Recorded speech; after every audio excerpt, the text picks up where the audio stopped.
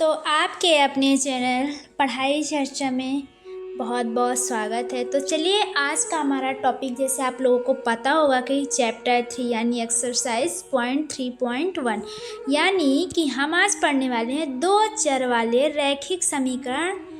ठीक, तो आज हम पूरा बेसिक समझेंगे पूरे हमारे चैप्टर में क्या क्या इम्पोर्टेंट चीज़ है और हमें क्या क्या पढ़ना है, क्या क्या चीज़ों को लेके चलना है, हर क्वेश्चंस में कौन सा फार्मूला लगा है। तो आज हम सारा सब कुछ पहले चैप्टर का हम बेसिक समझेंगे पूरा। अगर आपने ये चैप्टर पूरा बेसिक से समझ लिया तो आंसर करने में कोई भी गड़बड़ी नहीं होगी। और सारा सब कुछ हम इम्पोर्टेंट क्वेश्चंस टॉपिक बताएंगे जो कि आप वो चीज़ फॉलो करो। टाइम अगर ज़्यादा वेस्ट ना करते हुए हम अपने टॉपिक की तरफ बढ़ते हैं। ठीक है, तो चलिए, अगर आपने चैप्टर अच्छे से पढ़ लिया, ठीक, अगर 3.1 चैप्टर अच्छे से आपने पढ़ लिया तो 3 से 5 नंबर आपके पक्के हैं। कितने? 3 से 5 नंबर आप पक्के हैं। तो चलिए हम बेसिक से क्वेश्चंस को शुरुआत करते हैं। क्या क्या चैप्टर में हमको क्या क्या पढ़ना है, क्या क्या चीज़ें लेके चलनी है, कैसे कैसे पढ़ना है, आप लोग कमेंट जरूर कर दीजिएगा। अगर आपको अगला भी पार्ट चाहिए, क्वेश्चंस के साथ चाहिए कि क्या इंपॉर्टेंट है इसमें, क्या क्या चीज़ें हमें पढ़ना चाहिए, हाईलाइट होना चाहिए, तो आप लोग कमेंट में ज़रूर बताइएगा। हम वैसे आप लोगों के लिए ज़रूर प्रोवाइड कराएंगे। अगर आपने इस चैप्टर में 4 टाइप का क्वेश्चंस कर लिया, कितने टाइप का? 4 टाइप का सवाल आपने अगर चैप्टर कर लिया चैप्टर 3 पॉइंट का, तो पूरा चैप्टर समझो कवर हो जाएगा, आपका पूरा चैप्टर कवर। अगर 4 टाइप के सवाल यानी क्वेश्चंस कर लिए, आगे हम ये भी बताएंगे कौन से कितने नंबर के आएंगे, कैसे कैसे क्वेश्चंस बनेंगे। तो हम सारा सब कुछ वीडियो में, एक ही वीडियो में आपको हम बेसिक बताएंगे ताकि आपको कहीं से अलग ना देखना पड़े, एक ही वीडियो में आपको सब कुछ समझ में आ जाए। और हम नेक्स्ट वीडियो में आप लोगों के लिए क्वेश्चंस भी हम लेके आएंगे और वेरी इंपॉर्टेंट टॉपिक लेके आएंगे जो कि एग्जाम्स में आने वाले हैं। तो डिफिनेशन पहले देख लेते हैं कि चैप्टर 3 में कितने नंबर के डिफिनेशन आएंगे और क्या क्या पूछा जाता है। तो सबसे पहले आप लोग ध्यान में रखिएगा, क्या पूछा जाएगा? रैखिक समीकरण। क्या? रैखिक समीकरण।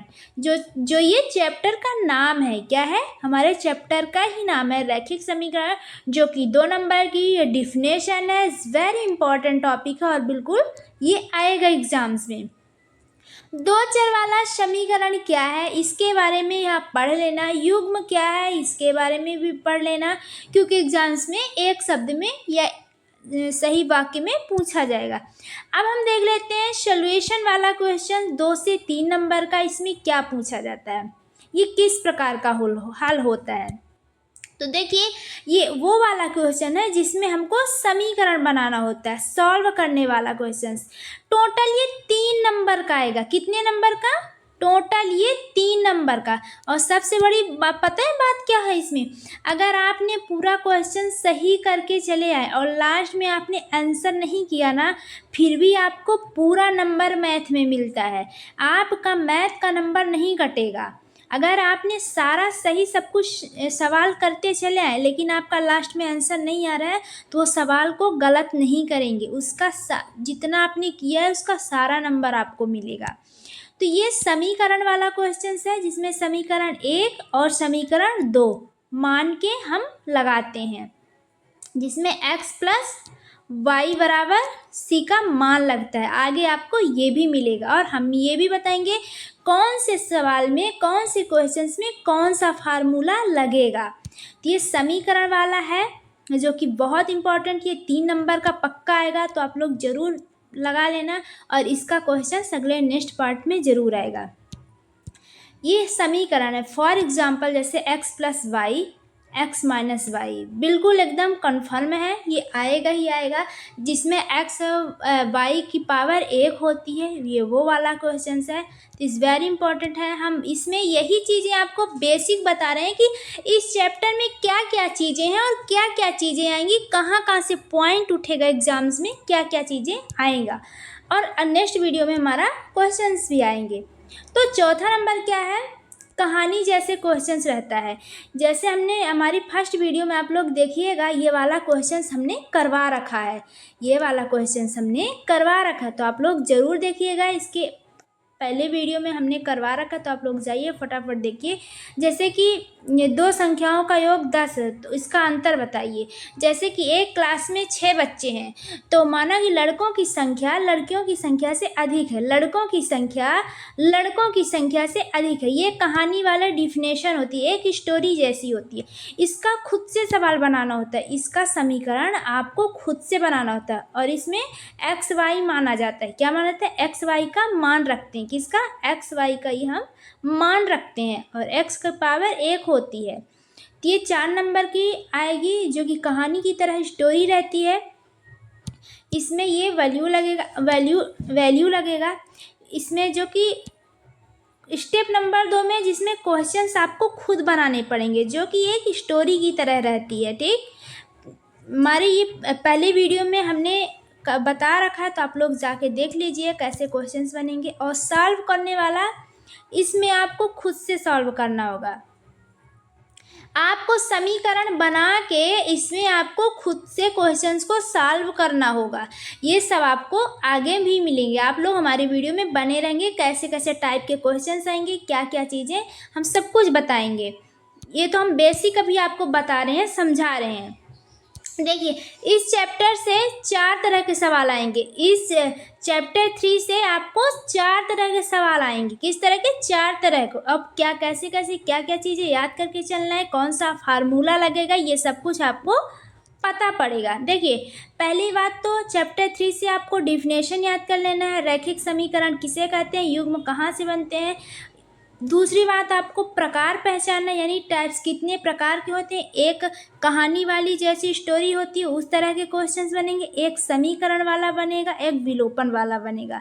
तो चलिए, इस सबका हम प्रॉब्लम सॉल्व करने वाले हैं। तो ये अगर 4 अच्छे से कर लिए, अगर आपने ये 4 क्वेश्चंस डिफिनेशन, टाइप पहचानना, सॉल्व और वर्ड, मतलब यानी सॉल्व प्रॉब्लम, तो ये 4 अच्छे से आपने पहचान लिया और अच्छे से 4 कर लिए, तो पूरा चैप्टर आपका ख़त्म, यानी पूरा चैप्टर कवर।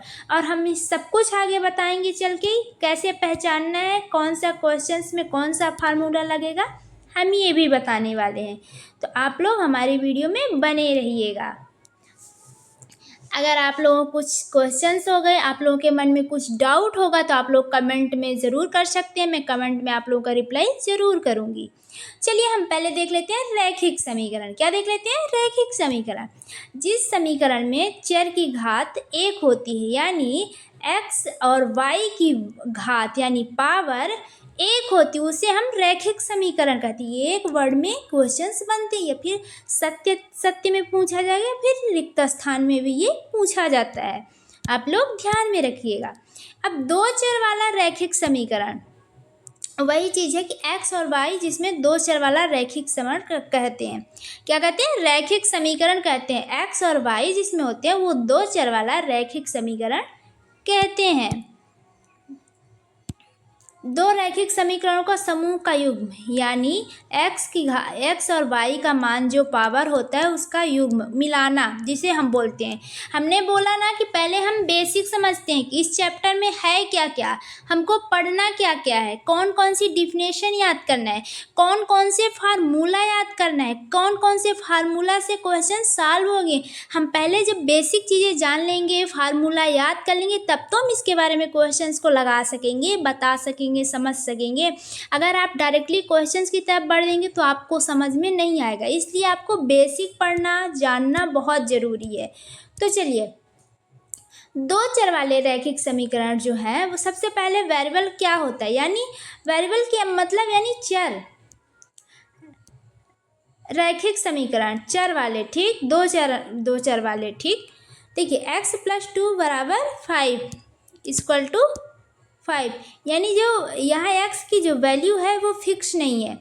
x की जो वैल्यू है यहाँ पे फिक्स नहीं है, क्योंकि x के आगे कोई भी संख्या नहीं है। x के आगे कोई भी संख्या नहीं है, वैल्यू इसकी फिक्स नहीं है। इसे हम x वेरिएबल कहते हैं। रैखिक 2 चर वाले, ठीक। अब रैखिक समीकरण क्या होता है? 2x + 3y = 10। अब ध्यान में रखिएगा आप लोग क्योंकि यहाँ पे वैल्यू फिक्स नहीं है, एक्स की वैल्यू फिक्स नहीं, इसलिए हम एक्स को वेरिएबल कहते हैं, यानी रैखिक समीकरण कहते हैं, ध्यान में रखिएगा। अब रैखिक समीकरण क्या होता है हम ये देख लेते हैं, क्योंकि इसी से पूरा चैप्टर ही है, चैप्टर का ये पूरा नाम ही है। तो देखिए 2x + 3y = 10, यानी जिस क्वेश्चन में वेरिएबल की पावर 1 होती है, क्या होती है, वेरिएबल की पावर जो 1 होती है उसे हम रैखिक समीकरण कहते हैं। वेरिएबल की जो पावर होती है, यानी x और प्लस y की पावर कितनी है, 1 है, कितनी है, 1 है, 1 होती है, उसे हम रैखिक समीकरण कहते हैं। क्या कहते हैं, उसे हम रैखिक समीकरण। तो आप लोग कैसे लिखोगे कि जिस क्वेश्चन में वेरिएबल का पावर यानी x, वेरिएबल यानी रैखिक समीकरण, दो चर वाले रैखिक समूह को कहते हैं, और x y के पावर 1 होती है, उसे हम, जिसमें x की पावर 1 होती है उसे हम रैखिक समीकरण कहते हैं। तो आप लोग अच्छे से लिखना। जब हम क्वेश्चन में वेरिएबल जो होती है x - y, तो उसे हम दो चर वाला रैखिक समीकरण कहते हैं। कुछ लोगों का डाउट ये भी रहता है कि जैसे कुछ लोगों बच्चे नहीं समझ पाते हैं कि देखो प्लस कितना होता है, प्लस प्लस प्लस होता है, बहुत इम्पॉर्टेंट है। जब दो ऐसे क्वेश्चंस एक साथ दिए जाते हैं वो युग्म कहते हैं, सॉरी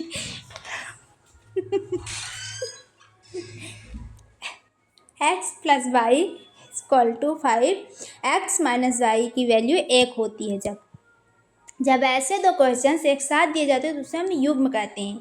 क्या कहते हैं, युग्म कहते हैं, जो कि हमको हर क्वेश्चंस को हम एक फार्मूला में से लिख सकते हैं। क्या, फार्मूला लगाएंगे, हर क्वेश्चंस के अलग अलग फार्मूला होंगे, जो कि आगे का जो क्वेश्चंस है हम इस फार्मूला से ज्ञात करेंगे। किस फार्मूला से, इस फार्मूला से, ax + by + c। अब a और b और c को नंबर्स में जो पहले फिक्स होते हैं, a, b और c वो नंबर्स हैं जो पहले फिक्स होते हैं। a की पावर 2 है, b की पावर 3 है, c का पावर 5 है, ठीक। तो देखो यहाँ पे a का 2, b का 3, c का 5, यानी कहने का मतलब कि ये नंबर्स बदलते नहीं हैं, ये नंबर्स बदलते नहीं हैं, इन्हें स्थिर रहते हैं, मतलब एक जगह से ये दूसरे जगह नहीं बदलते। और x की जो वैल्यू है वो x नंबर जो है चेंज होते रहते हैं, x और y का जो वैल्यू है वो चेंज होते रहते हैं। इसमें 2 या 3 नंबर वाले क्वेश्चन, 4 नंबर वाले सवाल ज़रूर आएंगे। अगर आपने इस चैप्टर को अच्छे से कर लिया तो 5 नंबर तो पक्के ही पक्के हैं। अब हम देख लेते हैं कि इस चैप्टर से एग्ज़ाम में सवाल कैसे पूछे जाएंगे। डिफिनेशन, जो 2 नंबर का डिफिनेशन आपको 2 नंबर को मिलेंगे। टाइप ऑफ सॉल्यूशन, यानी 2 से 3 नंबर का, जिसमें समीकरण 1, समीकरण 2। सॉल्व क्वेश्चंस 3 नंबर के आएंगे, जो कि x + y घात। 4 नंबर का, जिसमें कि लड़कों की संख्या जो कि कहानियों की तरह दी रहती है।